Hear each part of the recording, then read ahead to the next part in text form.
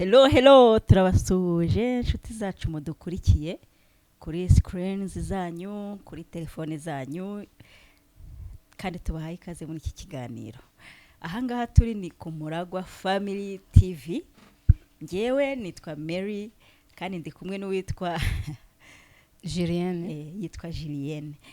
Iyi rero iyi channel ukurikiye ni channel inyuzwaho ibintu byiza, inama zigiye zitandukanye mu buzima bwacu bwa buri munsi, ibibazo duhura nabyo, uburyo twabikemura, ubujyanama bugiye butandukanye, ibintu bikunda kuvugwa ku mbuga nkoranyambaga, bya bindi twita ngo hahiye cyangwa ngo saga, ibyo byose bikunda kunyuzwa kuri iyi channel. Uramutse urebye ibiganiro byose byagiye bitambuka, ibyo byose tubabwiye bigiye birimo, ndetse n'umwihariko harimo n'ibiganiro bivuga ku mikino, siporo, amakuru ku bijyanye na siporo, haba mu Rwanda, hano mu gihugu cyacu, cyangwa se no hanze yarwo, ndetse no mu bihugu byo hirya kure, mu bihugu by'Uburayi, Aziya, iriya migabane yose. Uyu mubonye Julienne nawe ni umunyamakuru, ajya akora ibyegeranyo nk'ibyo kandi amakuru akaryoha. Rero tukurarikiye no kudukurikira mu kiganiro tugiye gukora aka kanya. Uhawe ikaze aho uri hose, waba uri hano mu Rwanda, waba udukurikiye uri hanze y'u Rwanda, muri East Africa, cyangwa no hirya kure aho mu bihugu nyine bigiye bitandukanye bigize isi yacu. Aho uri hose uhawe ikaze, kandi rwose niba utarakora subscribe, uyu ni umwanya wo kubikora kugira ngo ibiganiro byacu bijye bikugeraho umunsi ku wundi. Twagiye Julie, amakuru ni meza. Urakomeye? Turashima Imana. Ndabona uri en forme kabisa, umeze neza nkuko ndi kuyibona inyuma. Nizere ko no ku mutima ariko bimeze. Imbere s'ubwo gusa ndaho nta kibazo. Amen. Abakunzi bacu rero tugiye kubaganiriza ku bintu bijyanye n'amafaranga. Amafaranga. Amafaranga, dore amafaranga. Hari abavuga bati amafaranga yarabuze, ariko se koko yarabuze? None se uriho gute? Ubuzima ubayemo se hatari amafaranga, ubwo harya warya? Udafite amafaranga warya? Wahinga ngo udafite amafaranga? Aravuze ngo udafite amafaranga ngo wahinga? Use koko hanyuma ugahinga n'umunyu wahinga n'inyama, wenda inyama wakorora, okay, ariko ntiwahinga umunyu, ntiwahinga amavuta, cyangwa wabirya bitarimo umunyu. Amafaranga, hari amagambo yo mu Gifaransa avuga ngo l'argent est un bon serviteur mais un très mauvais maître. Ayo magambo hari ubwo ari ubwa mbere yumvise? Aya ntabwo ari ubwa mbere nyumvise, ariko tugarutse ku byo waruvuze gake inyuma, kuvuga ngo amafaranga, ubundi nta kintu kuri iyi si wakora kitarimo amafaranga. Ibyo wavugaga ngo wahinga, uzatera iki? Uzajya kugura ya mbuto. Uyihunitse se mu byo wejeje mu myaka wejeje se ubiguze hehe? Ubiguze iki? Uko byagenda kose weza twumvikane, uko byagenda kose haba hari cyagiye wagize ya mafaranga, ukagura ya mbuto, ugatera, ugatangira no kugira ute kuzigama ya mbuto. Ariko uko byagenda kose haba harabanje iki kugira ya mafaranga. Ushobora kuba utari uyafite, wenda umuntu akaguha iyo mbuto, ariko byose ni mu mafaranga. Yego. Ubwo rero ikintu cyose ni amafaranga. Abavuga ko amafaranga yabuze, birumvikana ushobora kuyabura, ariko uko byagenda kose ntabwo wabura ayo urya. Ushobora kuba ukeneye urugero runaka, ariko ntabwo byagira ute, ntabwo byabaho udafite amafaranga. Ukenera kurya, ukenera kugenda, none se ahantu hose niyo wagenda n'amaguru, hari aho byagusaba gutega? Yego. None ni ya mafaranga. Amafaranga rero niyo ahatse ibintu byose. Kuri wa muganiro w'Igifaransa wavuze, nekereza ko amafaranga yaba umwarimu mubi bitewe n'uburyo nyiri kuyagira ayakoreshamo. Harya nawe uvuze neza ngo l'argent est un bon serviteur, oui, mais un mauvais maître. uburyo wowe uyacungamo nibyo bizatuma aba meza cyangwa akaba mabi kuyakoresha. ariko mu by'ukuri amafaranga ni meza, ni meza.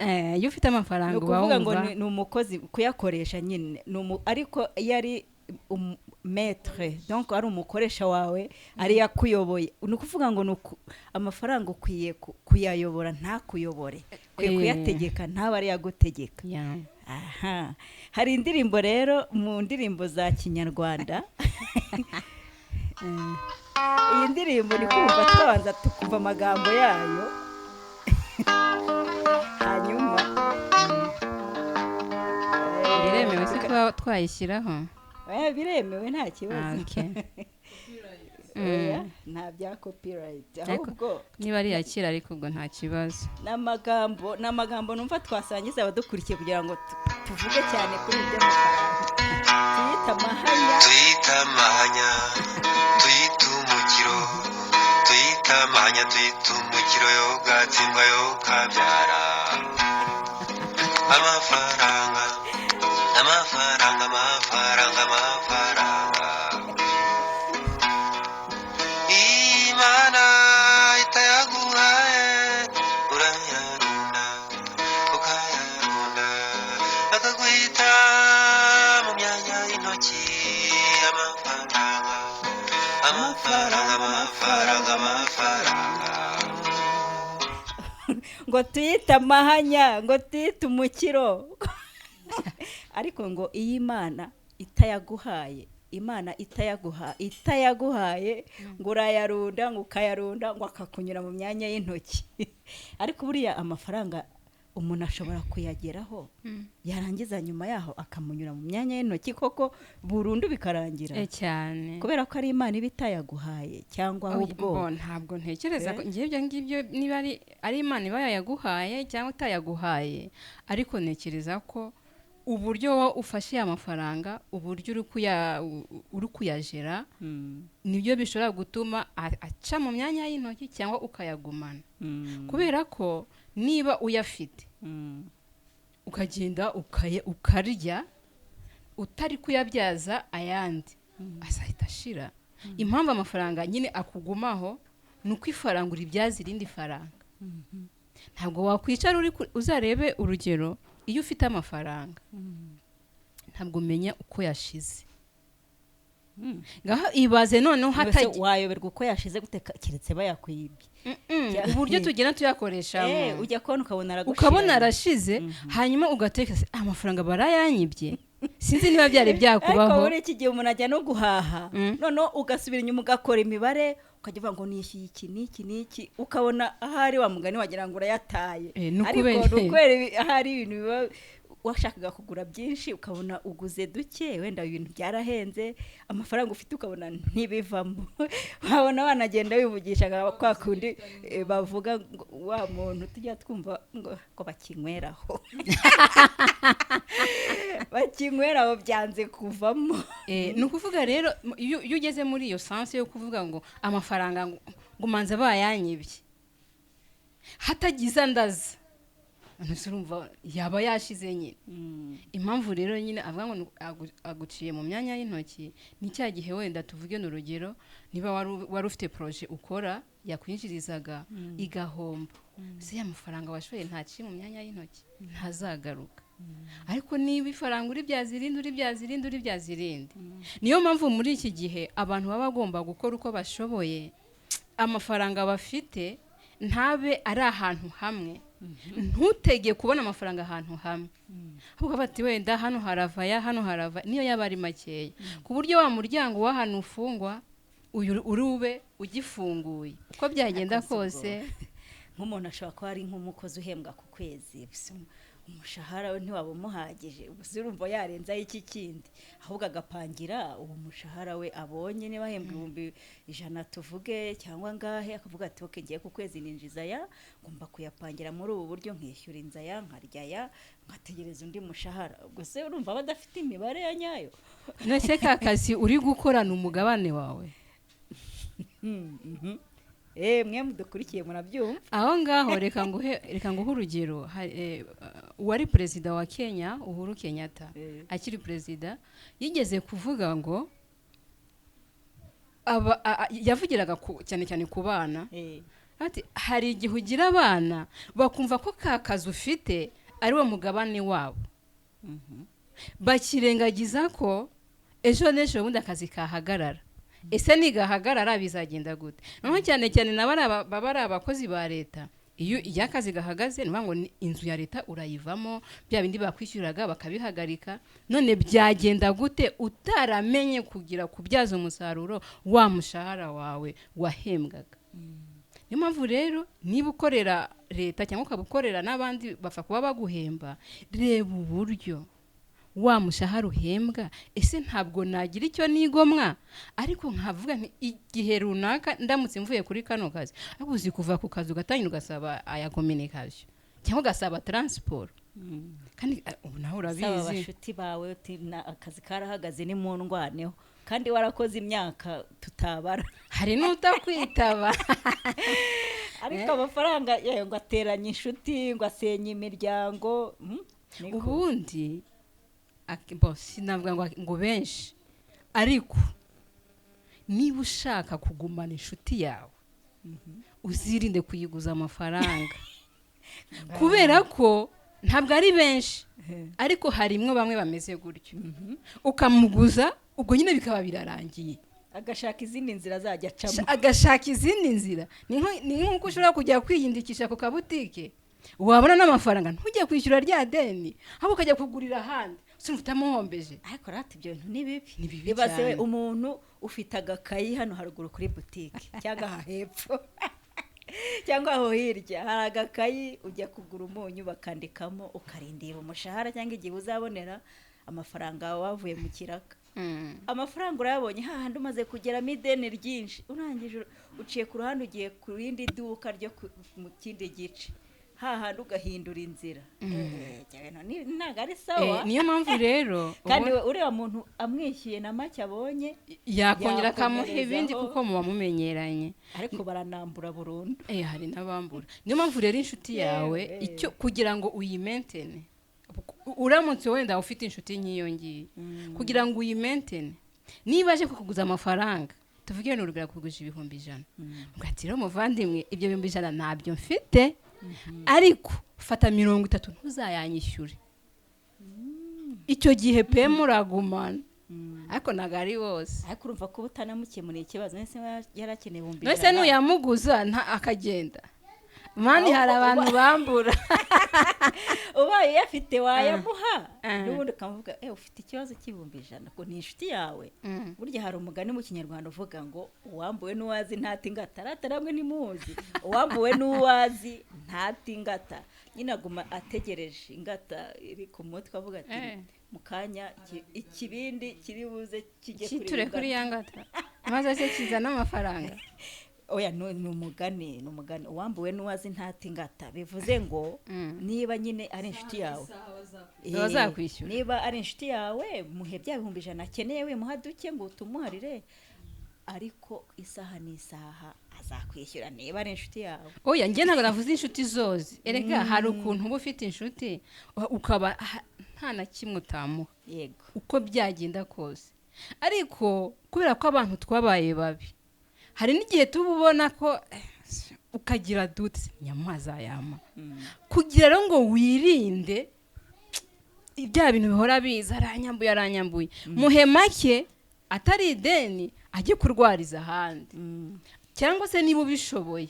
yamuhe muri wowe wisetingemo ko atari ideni umuhaye bizaguha amahoro amafaranga regashaho uzi ko yanaguze umwana w'Imana ariko amafaranga ni meza Yesu bamuguze ibiceri 30 Mase ibiceri 30 by'icyo gihe ntibyari byinshi nyine byari byinshi urumva nta nubwo tubigeranyije no mu Manyarwanda ntituzi ngo icyo giceri cyavunjwaga ngahe y'ubu mu Manyarwanda ariko urumva ko yari menshi muri icyo gihe Yuda rwose ariko nawe yamupfiriye ubusa ariya mafaranga yamupfiriye ubusa kuko n'ubundi byarangiye yiyahuye birangira nuko rero birangira ku bantu bambura baba babaye abahemu ntago mvuze ngo wenda byarangira nabo biyahuye ariko burya kugumana igihemu ukagipfana bafana amadeni warabeshya abantu uhindura amayira wimuka quartier ntabwo ibyo bintu ari sawa. Amafaranga rero ntakaduye muze sibyo ra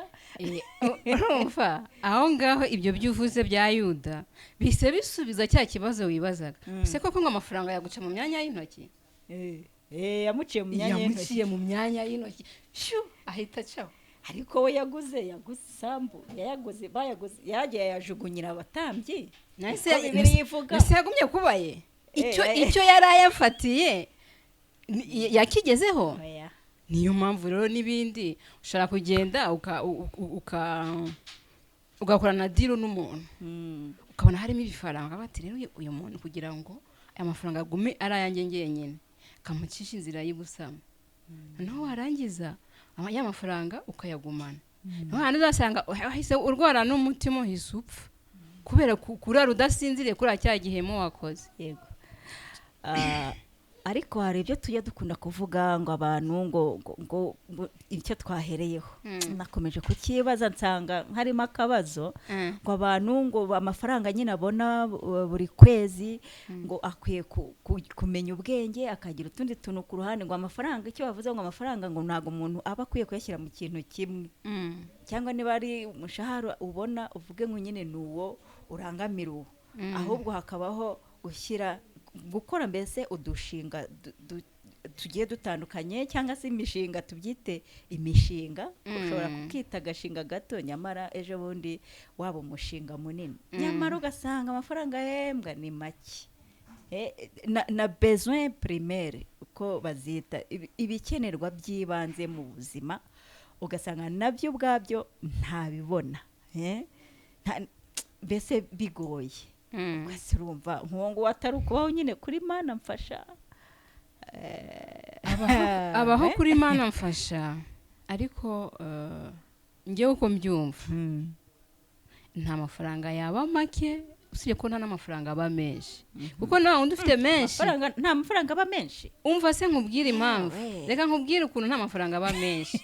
Wa undi ufite menshi nawe aba yifuza ibindi byinshi, sibyo? Kuri we azabona ko atari menshi kuko hari ibyo atari kugeraho, ariko nanjye ufite make nzifuza yandi menshi, ayo nita menshi. Rero icyatuma utagira stress mu mutwe ngo utekeze n'ibyo ngibyo bitume unagira na stroke unapfe na yandi washakaga utanayagezeho, ngiye nkunda kuvuga ni ahubwo wanyurwa nayo ufite icyo gihe, haba ukareba uburyo wayakoreshamo. Yego. Biradusaba rero kunyurwa muri dukeya ufite, ukamenya no kudupangira, si byari ukadupangira ukirinda gusesagura sibwo ibyo ntibiri mu byatuma ayo mafaranga guca mu myanya y'intoki. Cyane. Ngiye kubaza ikibazo. nawe udusubize muri comment, wabona agiye kumpa ikibazo kikangura. Urabona hari umuntu nigeze kumva ari kuvuga ngo no kugura ibyo utateganije ni ugusesagura. Kandi mu by'ukuri wenda nubwo icyo kintu utari wagiteganije, ariko n'ubundi kirakenewe mu rugo cyangwa wari ugikeneye. Wowe ubyumva ute?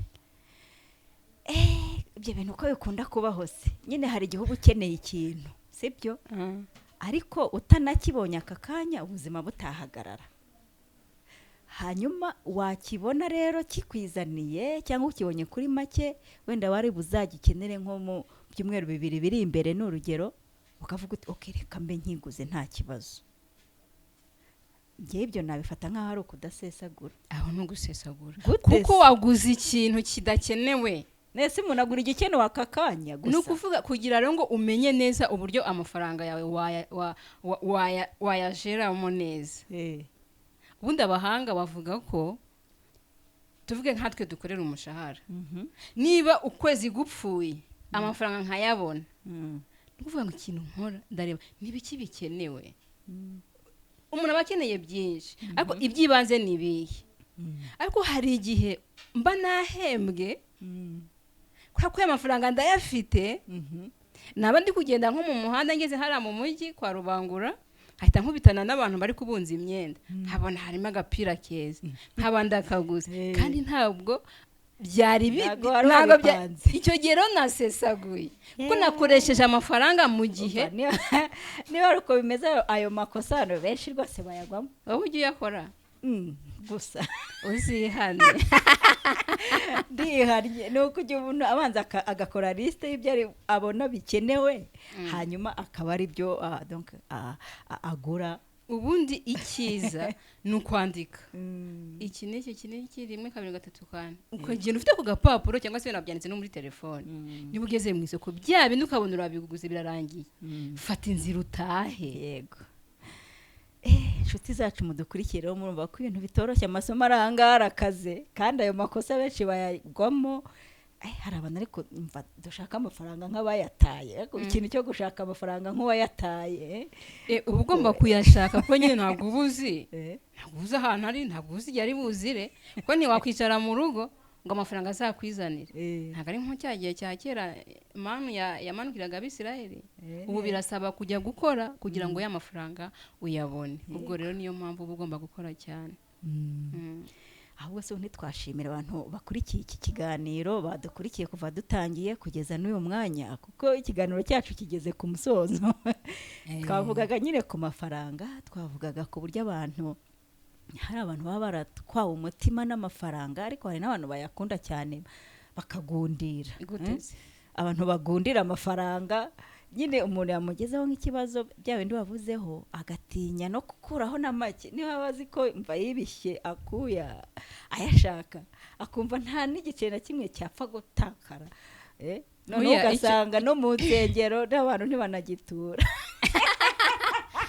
gutura se ibyo ngibyo udatuye byaba ari ibindi bindi. ariko impamvu ntekereza ko abantu bagundira amafaranga imibare iba yajemo ibihekane. hari igihe ubona nyine niyo waba naho n'ifaranga imibare yawe irahita igira ute irahita ipfa kuko ubu ngubu ni ukubaho ku mibare.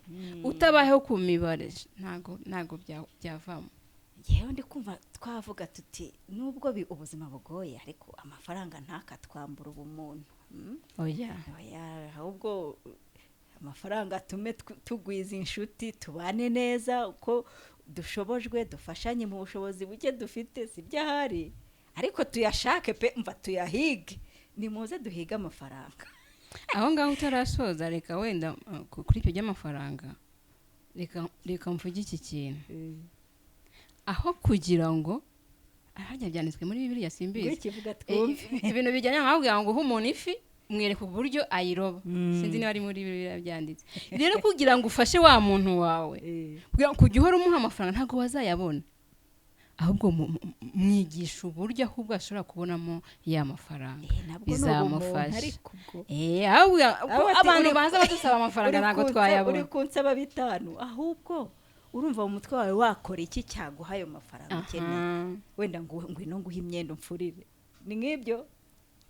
urumva niba agafura ukamuhemba mu by'ukuri ya mafaranga ajyanye kubera umunaniro yayabonye yamaze kugira azayafata neza. ariko nawe ukamuha 5 aragenda ahitire nk'ara wenda ayigurire nk'agacupa cyangwa ayigurire nk'iki simbizi ntabwo abihavarere. ariko yo wabunitse. iki kiganiro nubwo tugikoze mu minota mike ariko ndumva hari hakiri byinshi byo kuvuga. mwatwemerera tukazakorana ikindi kiganiro gisubukura iki ngiki kugira ngo wenda na comment abantu badukurikiye bari bushyireho tuzabasubize. nta kibazo rwose. uyu rero yari Julienne Mukandori nanjye nari Mary turi ku Muragwa Family TV. turabashimye cyane ko mwadukurikiye nakagaruka.